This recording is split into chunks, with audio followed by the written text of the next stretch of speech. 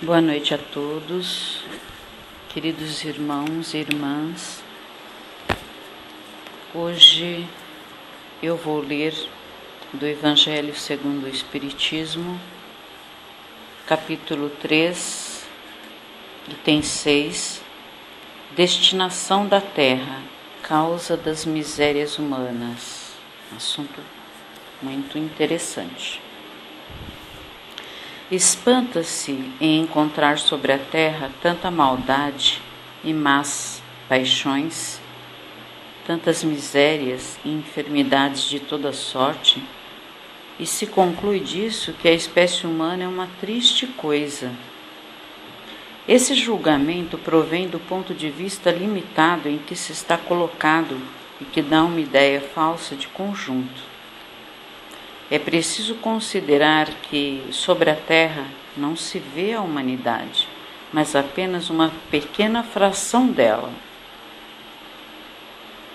Com efeito, a espécie humana compreende todos os seres dotados de razão que povoam os inumeráveis mundos do universo. Ora, o que é a população da Terra perto da população total destes mundos? Vejam, aqui ele diz que é preciso considerar que sobre a Terra não se vê a humanidade, mas apenas uma pequena fração, que com efeito a espécie humana compreende todos os seres dotados de razão que povoam os inumeráveis mundos do universo. Ora, o que é a população da Terra perto da população total desses mundos? Ou seja, aqui Kardec está afirmando que existem vários mundos, não só a Terra.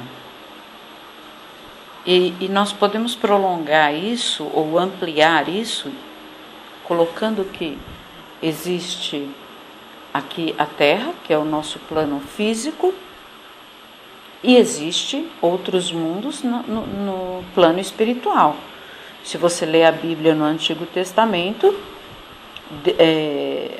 no Novo Testamento, Jesus fala que há várias moradas na casa de meu Pai. Quem é o Pai de Jesus? É Deus. Se há várias moradas lá, então é desses vários mundos aqui que Kardec está falando, incluindo a Terra, claro. Bem menos que a de um lugarejo em relação à de um grande império. A situação material e a moral da humanidade terrestre nada mais tem que espante, inteirando-se da destinação da terra e da natureza daqueles que a habitam. A situação material e moral da humanidade terrestre nada mais tem que espante, inteirando-se da destinação da terra e da natureza daqueles que a habitam. Então, a terra tem um destino, assim como os moradores desta terra, que somos nós. E na Bíblia, está claro, em Apocalipse, leiam em Apocalipse, o que vai acontecer com a Terra e como Jesus vai voltar, né? Então, queridos irmãos, precisamos, para ler o Evangelho segundo o Espiritismo de Allan Kardec, nós temos que ter também conhecimento da Bíblia Sagrada, até porque Allan Kardec escreveu o Evangelho segundo o Espiritismo totalmente dentro do Novo Testamento, ou seja, totalmente dentro dos ensinamentos de Cristo. E Cristo falou em parábolas porque as pessoas há 2000 anos atrás não tinham condições de entender o que ele dizia. Hoje ainda não entendem, quanto mais há 2000 anos atrás, né?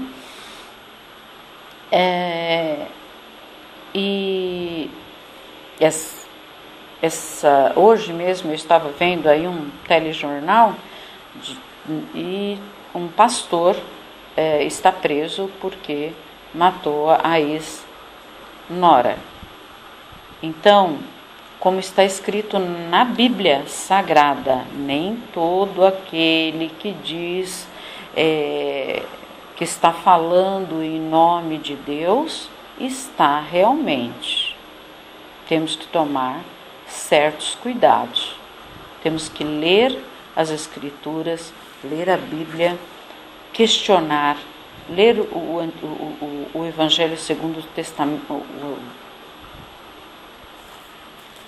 o Evangelho segundo o Espiritismo. Temos que ler outros livros cristãos para termos uma visão mais ampla e não sairmos aí acreditando em qualquer besteira, entendeu? Eu sou uma pessoa bastante crítica e quando eu vou ao culto, antigamente eu ia à missa ou ao centro espírita, agora eu vou ao culto, mas não deixo de revisitar os lugares por onde eu passei, porque como um pastor estava dizendo hoje, se aqui,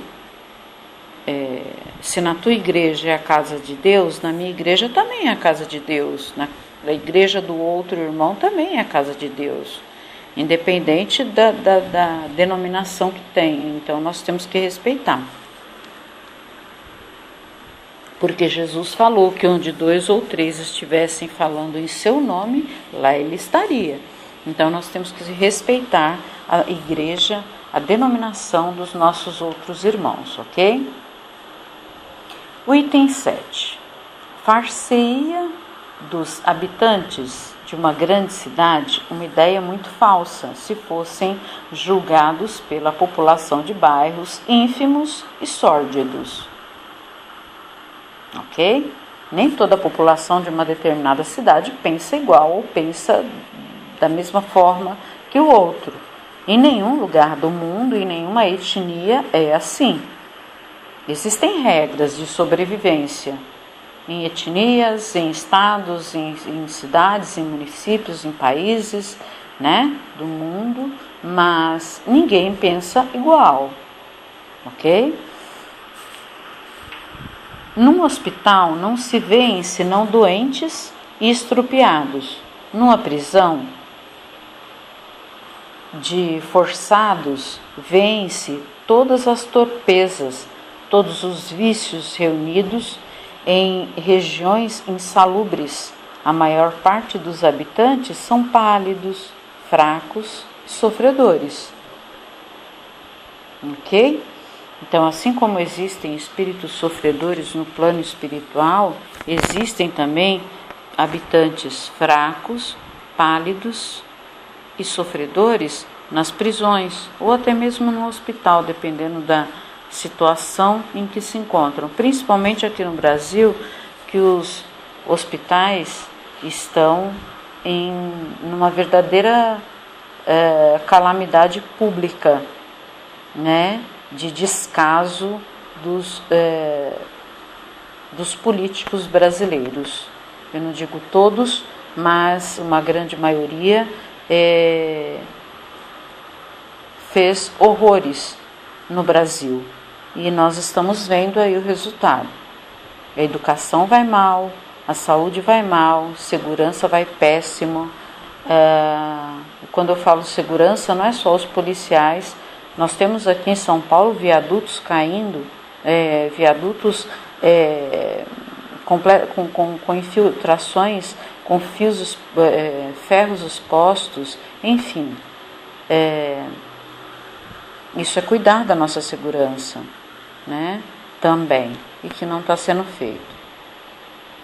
Pois bem, que se figure a Terra como sendo um subúrbio, tá? Então, que se figure a Terra como um subúrbio, um hospital, uma penitenciária, uma região malsã, porque ela é ao mesmo tempo tudo isso, e se compreenderá porque as aflições sobrepujam as alegrias.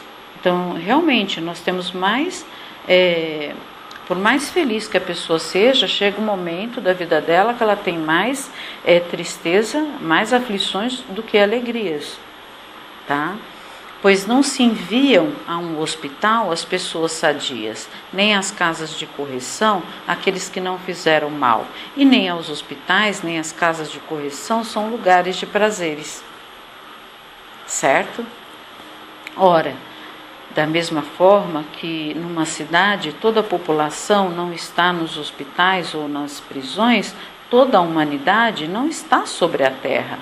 Como se sai do hospital quando se está curado e da prisão quando se cumpre o tempo. O homem deixa a terra, isso é muito importante, gente, ó. O homem, ele deixa a terra por mundos mais felizes, quando está curado das suas enfermidades morais. Eu sugiro que vocês assistam alguns filmes, inclusive amanhã vai passar na Globo um filme belíssimo, na sessão da tarde. Vai passar um filme chamado O Céu Existe. Assistam, não vou falar nada sobre o filme, assistam, que vocês verão que vai de encontro a tudo isso aqui e a maneira das pessoas verem a Deus, enxergarem a Deus e como elas se comunicam com Deus, né? Então é bem interessante estudar sobre Deus, ele é sensacional. Deus, o Divino Espírito Santo, Jesus Cristo são maravilhosos.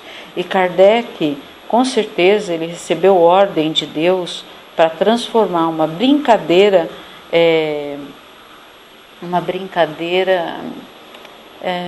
como que eu posso dizer? Uma brincadeira inocente que era feito na França, num estudo tão grandioso e maravilhoso. Que talvez eu já tenha falado, mas na época a ignorância das pessoas, olha que a França é um país desenvolvido, muito mais desenvolvido que o Brasil, mas não aceitavam os estudos de Kardec.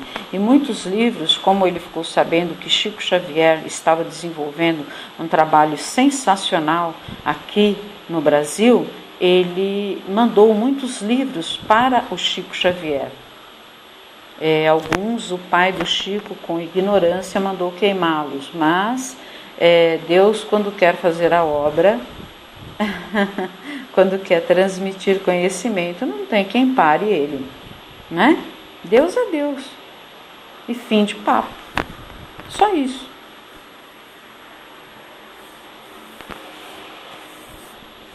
Bom, queridos irmãos, eu sei que o tempo é curto para ouvir os vídeos, então eu não vou me alongar muito, tá? No próximo vídeo eu trago coisas novas para vocês, dando continuidade ou até algo diferente, mas que vá nos dar suporte para esses estudos que estamos fazendo, tá bom? Reflitam bastante, ouçam novamente esses vídeos, esse vídeo, onde vocês estiverem, e com certeza essas palavras abençoadas, curativas, que Deus deixou para nós, vai aliviar suas dores, seus sofrimentos, e vai trazer bem-estar, com certeza. Quanto mais estudamos, mais a nossa cabecinha se abre e mais entendemos os desígnios de Deus. Tá bom? Fiquem na paz do Senhor Jesus, que o amor de Cristo nos uniu.